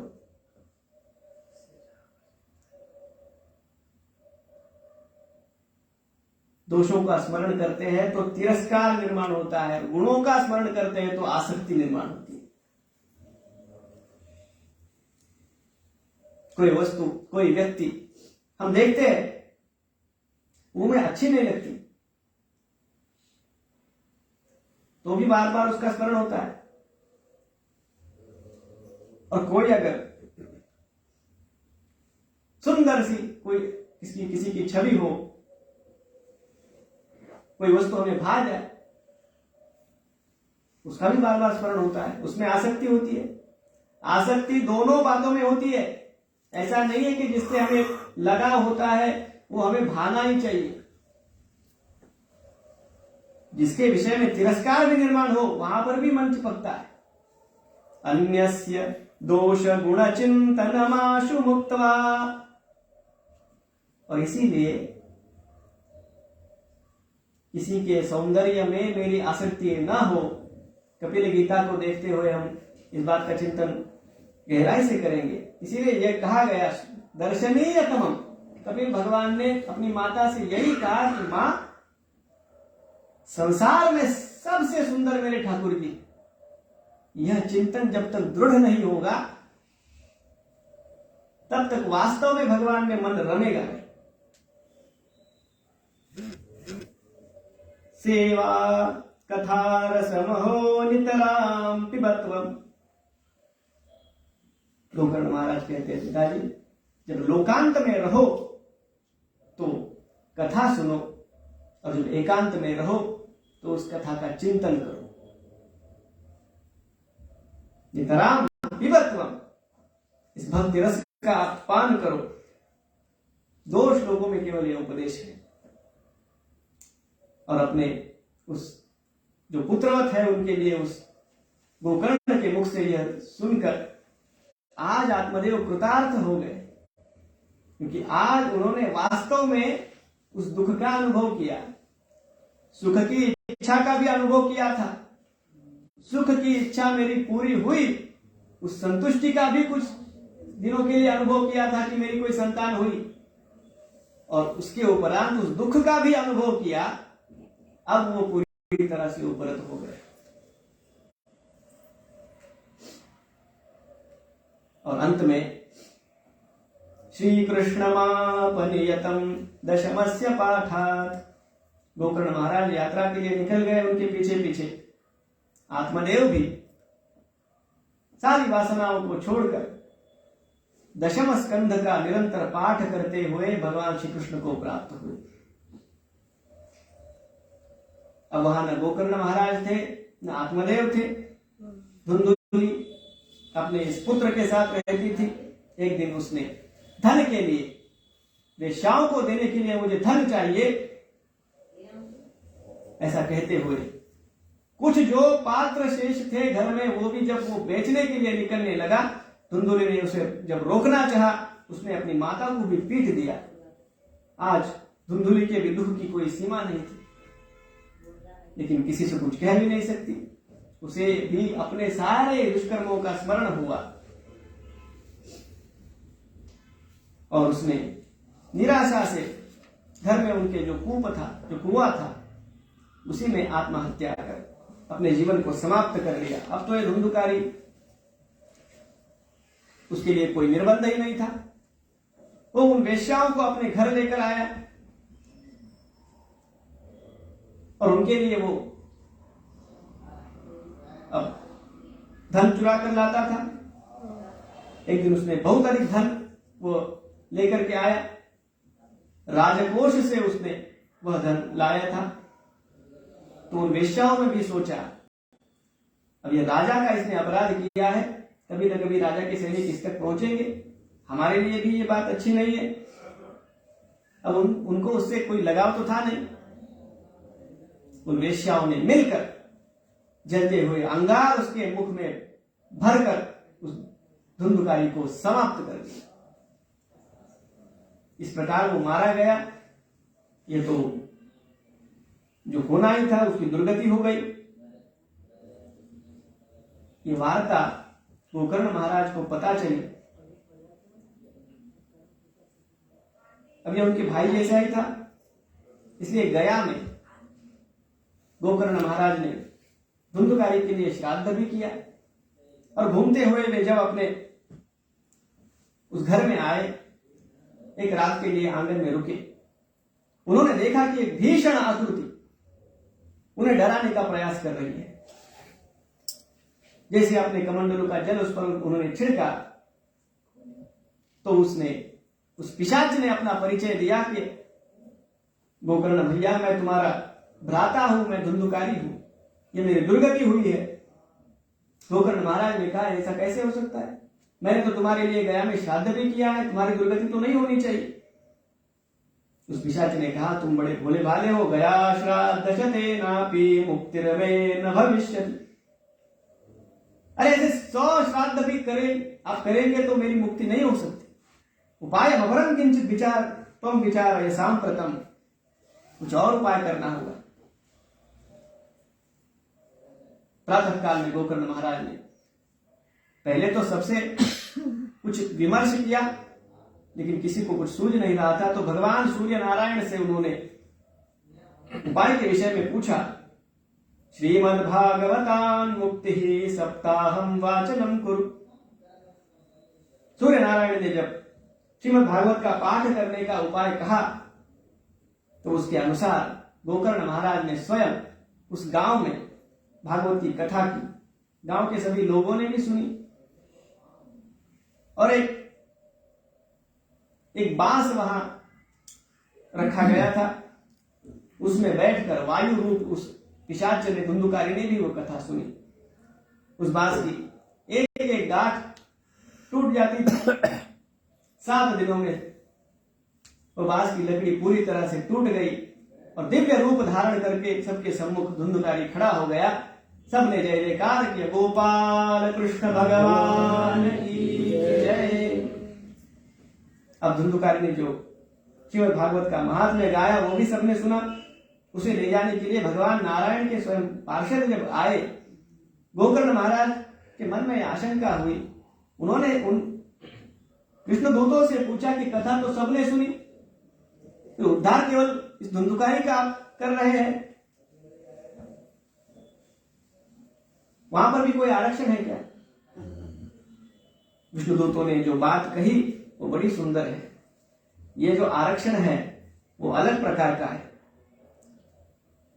अदृढ़ं च हतं ज्ञानं प्रमादेन हतं श्रुतं। मूल बात उन्होंने ये कही कि श्रवणस्य विभेदेन, सबने तो सुना, लेकिन एक ऐसा नहीं सुना। फल में भेद इसलिए हुआ कि सबने केवल श्रवण किया, उसका मनन नहीं किया। केवल खाने से काम नहीं होता, वो पचाना भी पड़ता है। श्रवण खाना है और मनन उसे पचाना है। अदृढ़ हतम ज्ञानम प्रमादेन हतम श्रुतम, जो ज्ञान दृढ़ नहीं किया जाता वो व्यर्थ है। ध्यान पूर्वक जो बात सुनी नहीं जाती वह सुनना व्यर्थ है। संदिग्धो हतो मंत्र, निश्चित रूप से अगर कोई सलाह हमें नहीं देता तो वो उसकी वो सलाह भी व्यर्थ है। व्यग्र चित्तो हतो जपः, एक और जप चल रहा है, मन कहीं और है, तो उस जप का भी उतना फल हमें नहीं प्राप्त होता। विश्वासो गुरुवाक्येषु स्वस्मिन् दीनत्व भावना, मनोदोषजयश्चैव कथायां निश्चला रतिः। चतुसूत्र यहां विष्णुदूतों ने दी। सदगुरु के उपदेश पर विश्वास, अपने में विनय का भाव, अपने मन के दोषों पर विजय और कथा के विषय में अपार श्रद्धा, ये चतुस्तूत्री किसी को प्राप्त हो और उस प्रकार वो अगर श्रवण करे तो उसका उद्धार निश्चित है। फिर से गोकर्ण महाराज ने कथा की, सबने श्रवण अब मनन पूर्वक किया, इसलिए सबको वह दिव्य गति प्राप्त हुई। ये पूरी कथा सनत कुमार और देवर्षि नारद महाराज को यह बताने के लिए कि पापी से पापी भी श्रीमद् भागवत के स्पर्श से मुक्त हो सकता है। अब सप्ताह श्रवण का विधि भी बतलाया, उतना हमारे पास समय नहीं है। आयोजन किस प्रकार हो, किस प्रकार उसके आमंत्रण हो, किस प्रकार वक्ता हो, एक ही बात वहां की गई। कोई विद्वान भले हो लेकिन आचारहीन हो तो उसे वक्ता के रूप में वर्णन नहीं करना चाहिए। किस प्रकार कथा सुननी चाहिए, तो कहा किसी को लगता है मैं क्या मुझे केवल पानी पीकर सुननी चाहिए, क्या एक बार खाना खाकर सुननी चाहिए। सीधी बात यहां कही, भोजनंतु वरम मन्ये कथा श्रवण कारकम। उपवास करने से अगर कथा सुनते समय उपद्रव हो तो बढ़िया बात है कि भोजन करके हम कथा सुने। हाँ, हमें इतना ध्यान रखना चाहिए कि भोजन का जो फल है वो निद्रा न हो, लेकिन वही नियम ग्रहण करने चाहिए जिससे कथा श्रवण में कोई बाधा न आए। ज्ञान और वैराग्य दोनों पुत्रों की धरा, आवेशस्व भक्तानां हृदयान्यमलानि च, वैकुंठनाथ भगवान की जय। भगवान का वहां प्रागट्य हुआ, शुक्रदेव महाराज का आगमन हुआ। धर्म प्रोज्झित कैतवोत्र परमो निर्मत्सराणां सतां, वेद्यं वास्तवमत्र वस्तु शिवदं तापत्रयोन्मूलनम्। श्रीमद्भागवते महामुनिकृते किं वा परैरीश्वरः, सद्यो हृद्यवरुध्यतेऽत्र कृतिभिः शुश्रूषुभिस्तत्क्षणात्। सबने दिव्य संकीर्तन किया। प्रह्लादस्पादधारी तरलगतितया चोद्धवः कांस्यधारी, वीणाधारी सुरर्षि स्वरकुशलतया रागकर्तार्जुनोऽभूत्। इंद्रो वादी मृदंगम जय जय सुकराः कीर्तने ते कुमारा, यत्राग्रे भाववक्ता सरसरचनया व्यासपुत्रो बभूव। सबने दिव्य संकीर्तन किया। इस प्रकार के महात्म्य का श्रवण करने के बाद अब हम भागवत की कथा का आरंभ जो मूल रूप में है वो उसे कर रहे हैं। आज आरंभ करके हम इस दिन को विराम देंगे। ओम नमो भगवते वासुदेवाय। कलिकल्मष वृक्षोन्मूलिनी त्रिविधतापोपशमनी महामांगल्य प्रदायिनी श्रीमद्भागवतांतर्गत श्री कृष्ण लीला संबंधिनी हरिकथा प्रस्तूयते सर्वे श्रोतारः सावधानतया शृण्वन्तु देवा आयान्तु यातु धाना अपयान्तु विष्णो कथा गृहं रक्षस्व। ओम नमो भगवते वासुदेवाय जन्माद्यस्य यतोऽन्वयादितरतश्चार्थेष्वभिज्ञस्वराट् तेने ब्रह्महृदाय आदिकवये मुह्यन्ति यत्सूरयः तेजो वारिमृदां यथा विनिमयो यत्र त्रिसर्गो मृषा धाम्ना स्वेन सदा निरस्तकुहकं सत्यं परं धीमहि। एक श्लोक में पूरे श्रीमद् भागवत के तत्व ज्ञान का सार भर दिया गया। यह हमारे शास्त्रों की पद्धति रही। आरंभ में पूरे शास्त्र का सार भर देना और उसी का आगे विस्तार करना। यहां सत्यम परम धीमहि यह कहा गया। भगवान के किसी नाम विशेष का यहां उल्लेख नहीं है। भागवत वैष्णव ग्रंथ अवश्य है, लेकिन इसका अर्थ यह नहीं है कि वो विष्णु भक्तों के लिए है, शिव के भक्तों के लिए नहीं है, गणपति के भक्तों के लिए नहीं है। ये बात नहीं है, क्योंकि यहाँ न राम जी का नाम है, न कृष्ण का नाम है, न शिव का। सत्यम परम धीमहि, उस परम सत्य की हम आराधना करते हैं। कैसा परम सत्य? पूरे वेदांत का सार एक श्लोक में भर दिया। इस सृष्टि की उत्पत्ति स्थिति लय जिसके अधिष्ठान पर होता है, जिसने स्वयं उन वेदों का ज्ञान, जिसके विषय में बड़े बड़े विद्वान भी भ्रमित है, केवल संकल्प मात्र से ब्रह्मा जी के हृदय में उसका स्फुरण कराया। जिस प्रकार हम तेजो वारि मृदाम यथा विनिमयो, किसी मरुस्थल में हम मृगजल का अनुभव करते हैं। दूर कहीं हमें लगता है कि यहाँ पानी है, जहां केवल भूमि है वहां जिस प्रकार पानी का आभास होता है, उस प्रकार जिसके स्वरूप पर हमें इस संसार का आभास होता है, धामना स्वेन सदा निरस्त कुहकम, लेकिन यह आभास, यह असत्य,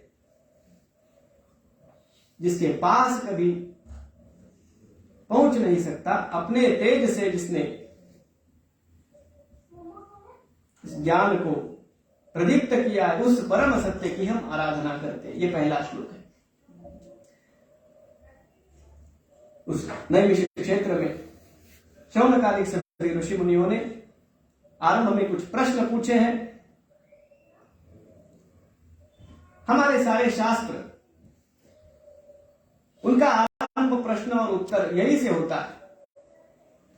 कई शास्त्रों का आरंभ यहां से होता है कि कैलाश पर्वत पर भगवान शिव से माता पार्वती ने कुछ प्रश्न किए और भगवान महादेव ने उसके उत्तर दिए। यहां पर भी 6 प्रश्न इन ऋषियों ने पूछे। पहली बात तो कही कि आगे आगे कलयुग जैसे आगे बढ़ेगा, क्षमताएं कम होती जाएगी। जानने जैसी कई बातें हैं, लेकिन समय भी नहीं है और क्षमता भी नहीं है। इसलिए पहला तो प्रश्न ये पूछा कि आप हमें सबसे बड़ा कल्याण क्या है वो बताइए। दूसरी बात पूछी, सारे शास्त्रों का सार क्या है ये बताइए। तीसरा प्रश्न पूछा, भगवान करते क्या है, किंग कर्म, उनका काम क्या है। चौथा प्रश्न पूछा, भगवान अवतार ग्रहण करते हैं, ये तो हम सुनते हैं, उनका प्रयोजन क्या है, किस लिए अवतार ग्रहण करते हैं। आगे पूछा, ये अवतार कितने हैं। और अंतिम प्रश्न पूछा, जब भगवान श्री कृष्ण स्वयं अपने धाम को उन्होंने गमन किया, तब धर्म किसके आश्रय से रहने लगा।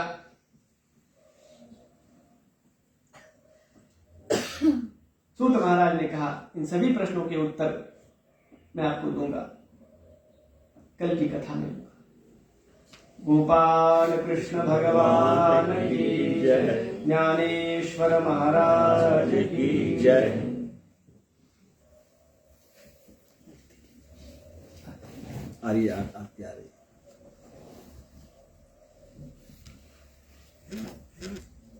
श्री कृष्ण गोविंद हरे मुरारे, हे नाथ नारायण वासुदेवा। श्री कृष्ण गोविंद हरे मुरारे, हे नाथ नारायण वासुदेवा। श्री कृष्ण गोविंद हरे मुरारे, हे नाथ नारायण वासुदेवा। श्री कृष्ण गोविंद हरे मुरारे, हे नाथ नारायण वासुदेवा। हे नाथ नारायण वासुदेवा, हे नाथ नारायण वासुदेवा।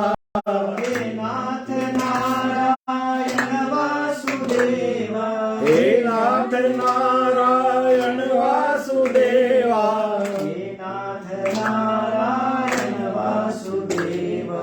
हे नाथ नारायण वासुदेवा, हे नाथ नारायण वासुदेवा। हे नाथ नारायण वासुदेवा, हे नाथ नारायण वासुदेवा। श्री कृष्ण गोविंद हरे मुरारे, हे नाथ नारायण वासुदेवा। कृष्ण गोविंद हरे मुरारे, हे नाथ नारायण वासुदेवा। श्री कृष्ण गोविंद हरे मुरारे, हे नाथ नारायण वासुदेवा। श्री कृष्ण गोविंद हरे मुरारे, हे नाथ नारायण वासुदेवा। श्री कृष्ण गोविंद हरे मुरारे, हे नाथ नारायण वासुदेवा। श्री कृष्ण गोविंद हरे मुरारे, हे नाथ नारायण वासुदेवा।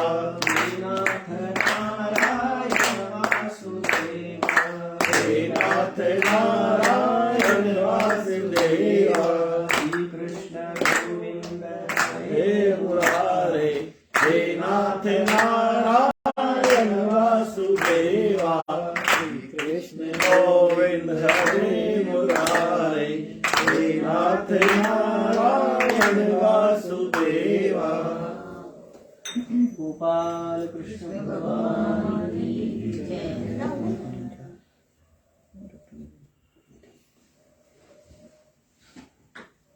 श्री राम श्री राम श्री राम श्री राधे। श्री राम श्री राम श्री राम श्री राम श्री राम श्री राम श्री राम श्री राम श्री राम श्री राम श्री वृंदावन बिहारी लाल की जय, श्री राधा गोविंद भगवान की जय। श्रीमद् भागवत महापुराण की जय। जय जय श्री राधे श्याम। योगी सदा आरती करें। कौन सी आरती बोल रहे हैं? कोई पहली वाली महाराज जी भागवत भगवान की वो सब किताब में जो है वही बोलेंगे, जो आज का ये वही बोल दीजिए पहली वाली हैं? भागवत चरित अमृत की जय, आरती की जय। भागवत चरित अमृत की जय, आरती सब मिल कर की जय। सागर है यमुनंद कहे अजने पिन पद अरविंद, दमल मुख झरे सुधा के बिंद, तिनहि प्रीति के निज दीजे, आरती सब मिल कर कीजे। भागवत चरित अमृत कीजे, आरती सब मिल कर को रसना करके दान, करे मन मोहन मूर्ति ध्यान, नयन निरखे सब छल भगवान, कृष्ण को कीर्तन नित कीजे, आरती सब मिल कर कीजे, भागवत चरितामृत कीजे, आरती सब मिल कर कीजे, याद सब चरितन की आवे, पुलकतन सबरी आवे, प्रेम सब आंगन में छावे, भाव से भक्तन हेरिए, आरती सब मिल कर कीजे, भागवत चरितामृत कीजे, आरती सब मिल कर कीजे,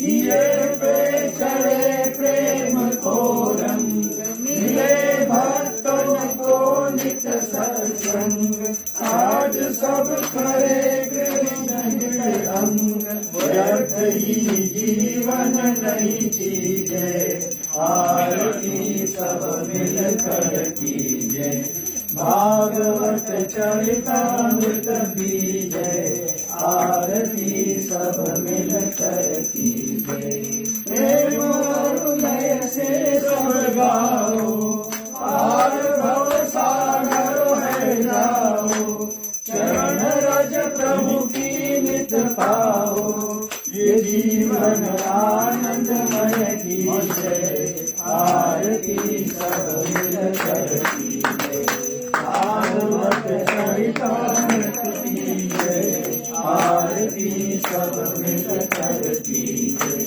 आरती सब मिल कर कीजे, आरती सब मिल कर कीजे, कर्पूर गौरम करुणावतारम, संसार सारम भुजगेन्द्रहारम, सदा वसन्तं हृदयारविन्दे, अहं भवानी सहितं नमामि। ओम द्यौः शांति अंतरिक्ष गौ शांति, पृथ्वी शांतिरापः शांतिरोषधयः, शांतिः वनस्पतयः, शांतिर्विश्वे देवाः, शांतिर्ब्रह्म शांतिः, सर्वद्वं शांतिः, शांतिरेव शांतिः, सामा शांतिरेधि, पात्र मध्ये धृतं कोऽयं, केशवो परिवारणम्, अंगलग्नं मनुष्याणां,